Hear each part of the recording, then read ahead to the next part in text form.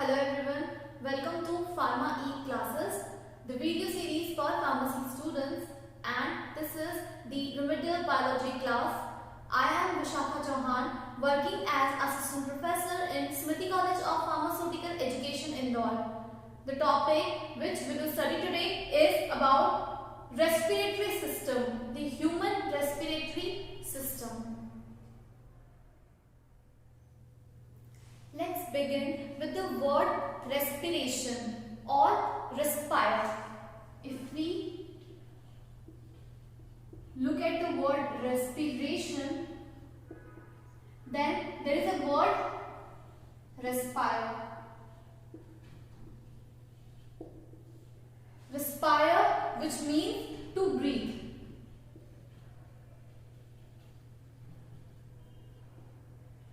Respire means to breathe.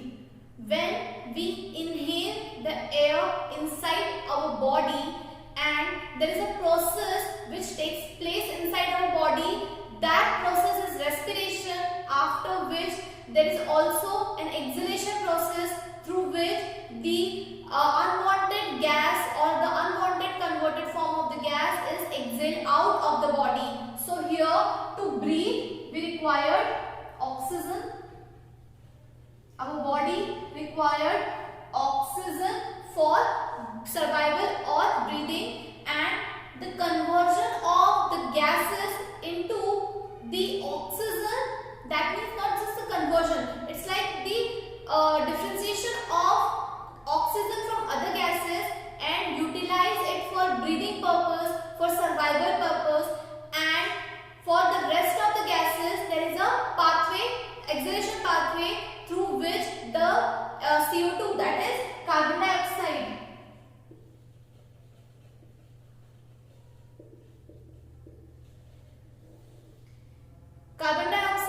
which get out of the body, here the respiration will get complete. So we can understand that respiration is the process by which our body gets sufficient oxygen for the survival. Now let's see that how this respiration takes place.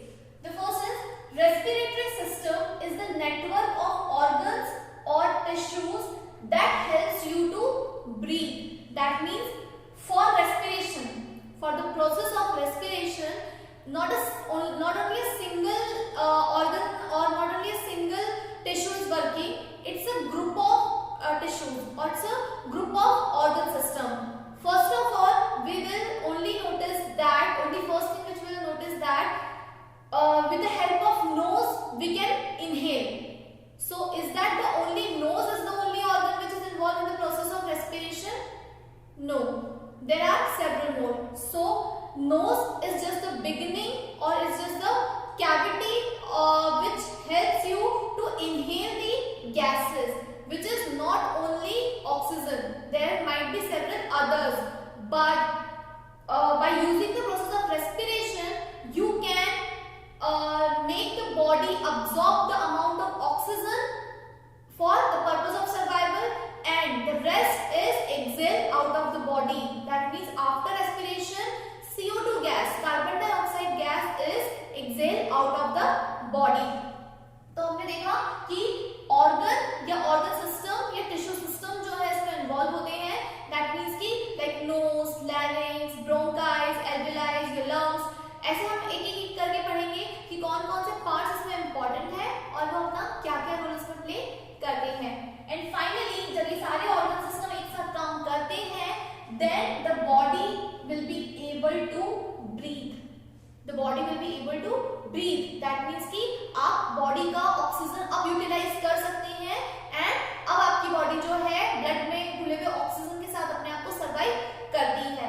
So this is how the breathing is important for our body, or we can say that the respiration process, the respiratory system is completely responsible for the survival of your body. The next, it includes airways. The first thing, airways.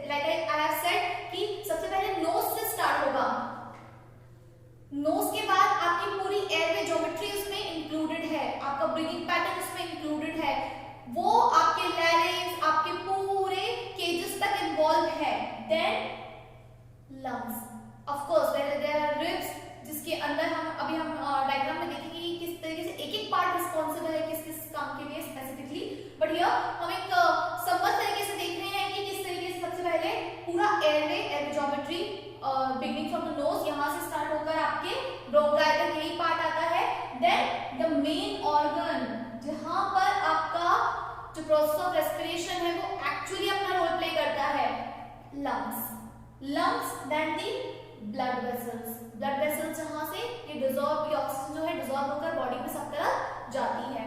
सो ये कुछ एक channel की तरह है कि ये channel होता है like Airways and lungs and the blood vessels, ये वो चैनल है जिसकी हेल्प से जो है हम रेस्पिरेशन प्रोसेस को कंप्लीट करते हैं किसी ह्यूमन बॉडी में, और इसी तरीके से जो है सर्वाइवल प्रोसेस थ्रू आउट आपकी लाइफ काम करती है। The muscles that power your lungs are also a part of the respiratory system. The muscle who helps in the process of respiration.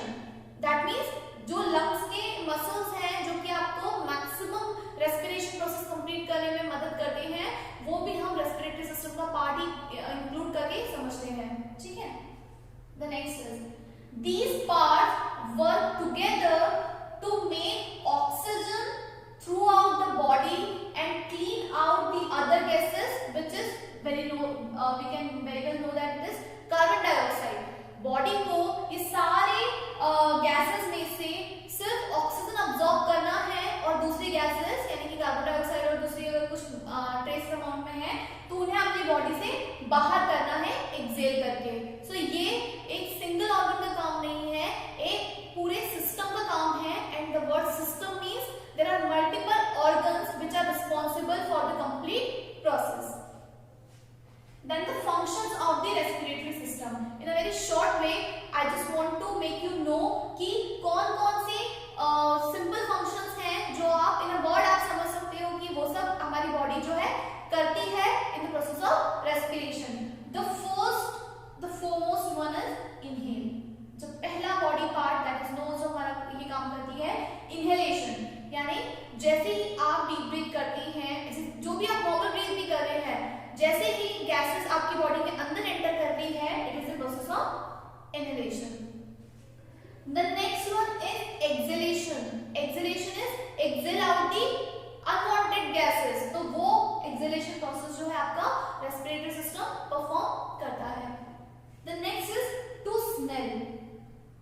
जब तक एयर नहीं रहेगी हम किसी भी चीज को जो है अच्छे से स्मेल करके रिकॉग्नाइज नहीं कर सकते, इसीलिए जरूरी है कि हम उसको पहचान करने के लिए टू क्लैरिफाई या to identify what exactly the smell is about, तो उसके लिए हमें जो है रेस्पिरेटरी सिस्टम की मदद लगती है। एक एक सिस्टम जो अपना फंक्शन अच्छे से करता है तब हम फाइनली इस स्टेज पर आते हैं कि हमें ये पता चलता है कि सारे सिस्टम बल्कि हमें जब एयर जा रही है, पाथवे को क्रॉस कर रही है, उसके साथ साथ जो भी स्मेल उसके साथ आती है वो फ्रेग्रेंसेस या स्मेल्स या वो जितने भी ऑर्डर्स हैं वो ऑर्डर को पहचानने के लिए जो है हमें रेस्पिरेटरी सिस्टम की मदद लगती है। बिकॉज एयर जो है उसके बिना हम एहसास नहीं कर सकते कि हमने एग्जैक्टली किस चीज को किस तरीके की ऑर्डर को हमने जो है फील किया है।